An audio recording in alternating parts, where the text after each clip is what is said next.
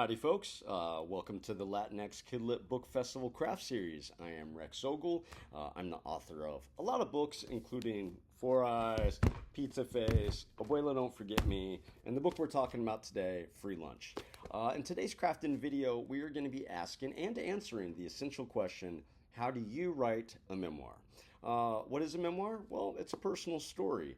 For me, there's kind of 5 easy ways to do this. Well, I wouldn't say they're easy, but I'm going to try and make it easy for you. Step 1, first you have to pick a subject. That's not always hard, but sometimes it is. Basically, I just look around in the world and I let something speak to me. For me, Free Lunch was something that I had to write. I had tried to write lots of fantasy and science fiction and scary books, but they just didn't quite resonate the way that I wanted to write something real. So I chose to write a story about my childhood, about growing up in 6th grade, dealing with poverty and domestic violence. It's not the funnest book, but it's a book that I felt I needed to write. The second step is to decide on the format. Now, if you're anything like me, you'll write in verse sometimes, or you'll write in graphic novels. But for Free Lunch, I decided to write prose. For me, there was no other way to tell the story. The thing about Free Lunch is that there's a lot of little details in this book that I couldn't trust an artist to do. And if I was writing it in verse, then, I just didn't feel like I would be able to get everything. So I needed it to be a prose story. I needed to be able to have the room to tell the story through as many words as possible. The third step is coming up with an outline. That's kind of hard for a memoir because you're like, well, it's real life, but you have to remember everything in order. The way I do that is I write down all my memories that contribute to the thesis of my story. In this case, with Free Lunch, I needed a story that had lots of vignettes about what happened in 6th grade. So I did that by listening to music that I listened to at that time, watching movies that I watched at that time.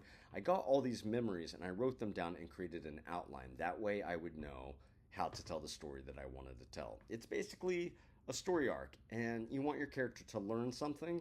For me, in Free Lunch, it was very much about finding hope when life feels very dark. The fourth step might be the easiest or the hardest step, depending on who you are. It's to start writing. You just have to pick up the pencil if you're going to write it in pencil, or if you're going to write on a laptop, you just have to start typing. Just start writing. And the 2 big notes I would say here is 1, since you're writing a memoir, you have to be honest. That may be hard because you don't want to make yourself look bad, but it's so important for you to be honest. You also need to use the 5 senses to paint a picture of the world.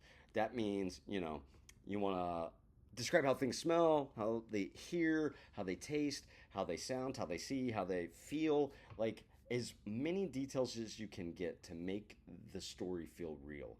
That's what people will be drawn to. Step 4.5, which is kind of like a bonus step, is self-care. Writing true stories is difficult, and when you're writing something as personally, like a book like Free Lunch, like, it really takes a toll on you. It can be very emotionally taxing. When I wrote this, there were times I got really sad. There were times I got really angry. I had a lot of emotion, so I made sure to take care of myself while I was writing this book. And you should do the same thing if you're writing a memoir. Step 5, well, if you're done, share or don't share your story. After all, this is the story you wrote. You can do whatever you want with it, and you get to decide whether you want to share it or not, because you know what? Writing memoirs is hard, and you may upset some people. I know when I wrote Free Lunch, my mom stopped talking to me. But to be fair, we didn't have a great relationship to start from, so, that was my truth, and I had to write about it. So to recap, step 1, figure out what your story is going to be. Step 2, decide on the format. Step 3, write an outline. Step 4, start writing and make sure to really paint a vivid picture for your reader. Step 4.5, self-care. And step 5, it's up to you what to do with it next. A few ideas for activities.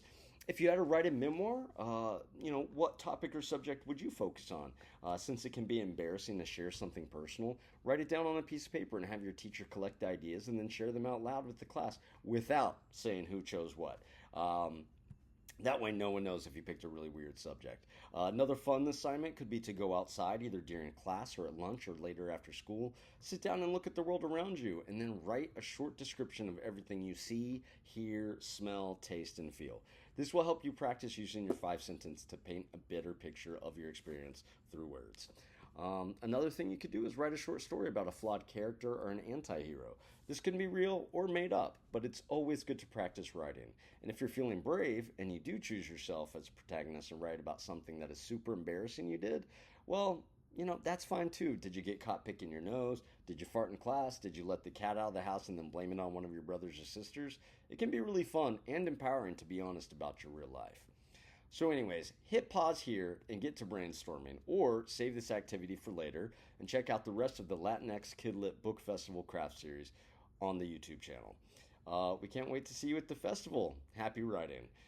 You can find out more about me and my books at www.rexogle.com, or if you're on Instagram, find me at thirdrex, where you'll see me and lots of pictures of my dog and my really weird toy collection. Take care, everybody. Bye.